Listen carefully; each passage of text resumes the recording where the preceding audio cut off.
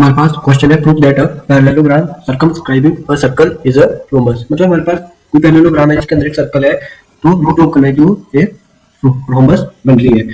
ठीक है, तो हमारे पास डायग्राम रहती है क्वेश्चन की। ये हमारे पास ABCD एक पैरेललोग्राम है जिसके अंदर हमने एक सर्कल बनाया जिसके अंदर O। तो ABCD इज अ पैरेललोग्राम। तो हमारे पास पैरेललोग्राम की प्रॉपर्टी रहती है कि इसकी जो अपोजिट साइड रहती है वो हमारे पास बराबर रहती है। तो यहाँ से हमारे पास आ जाता है therefore AB equals to CD, इसको मान लेंगे इक्वेशन नंबर 1। इसके बाद हमारे पास आ जाता है BC equals to CD, इसको मान लेंगे हम नंबर 2, क्योंकि हमारे पास पैरेललोग्राम की जो अपोजिट साइड होती है वो इक्वल रहती है। तो यहाँ पर हमारे पास A point, B point, C point और D पॉइंट और external point two the circle रहते हैं। ठीक है, सर्कल द सेंटर O। तो हमारे पास एक थ्योरम रहती है कि हम किसी भी एक्सटर्नल पॉइंट से अगर टेंजेंट ड्रॉ करते हैं सर्कल के ऊपर तो वो इक्वल लेंथ के रहते हैं। So by using theorem, the length of tangent drawn from external point to the point on circle are equal। तो हम यहाँ पे हम देख रहे हैं कि हमारे पास एक पॉइंट भी है। फिर हमने पॉइंट बी को कंसीडर किया, तो हमारे पास tangent B Q and B P. तो हमारे पास इन दोनों की लेंथ क्या है, बराबर है, यानी B Q equal to B P, क्योंकि हमारे पास बी एक्सटर्नल पॉइंट था और यहाँ से हमने दो टेंजेंट ड्रॉ किए थे। तो हम बात करते हैं एट पॉइंट बी।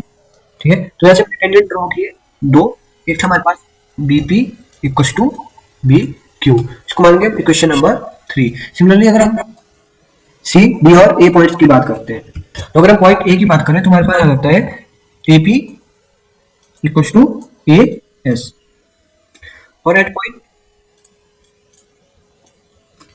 तो पॉइंट A के लिए हमारे पास बन जाता है AP इक्वल टू AS, इसको मान लेंगे हम इक्वेशन नंबर 4। और पॉइंट C के लिए बन जाता है हमारे पास CR इक्वल टू CQ, इसको मान लेंगे हम equation number 5। And point D के लिए आता है हमारे पास DR इक्वल टू DS, इसको मान लेंगे हम इक्वेशन नंबर 6।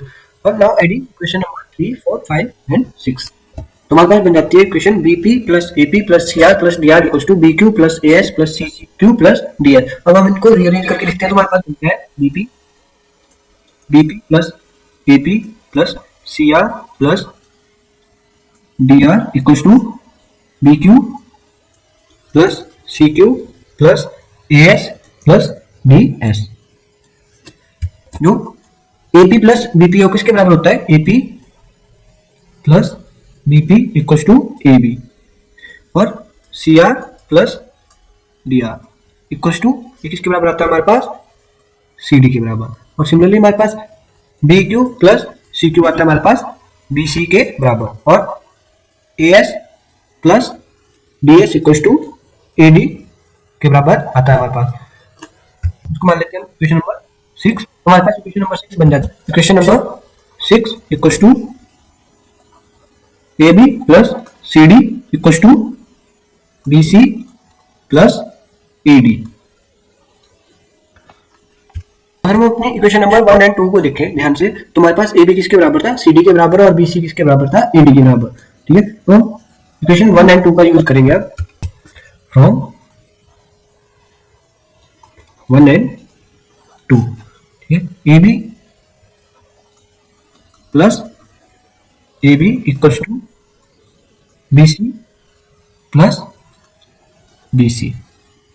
तो यहां से हमारे पास 2AB इक्वल टू 2BC आ जाता है, और AB इक्वल टू BC। तो ये जो हमारे पास रिजल्ट आ रहा है AB इक्वल टू BC, तो यहाँ से क्या मिल रहा है, AB equal to BC equal to CD equal to DE, यानी इसकी जो 4 साइड्स है वो क्या है, इक्वल है। तो हमारे पास ये क्या है, सॉरी है रोम्बस। तो therefore the parallelogram circumscribing the circle is a rhombus। तो हमारा रिजल्ट रहता है।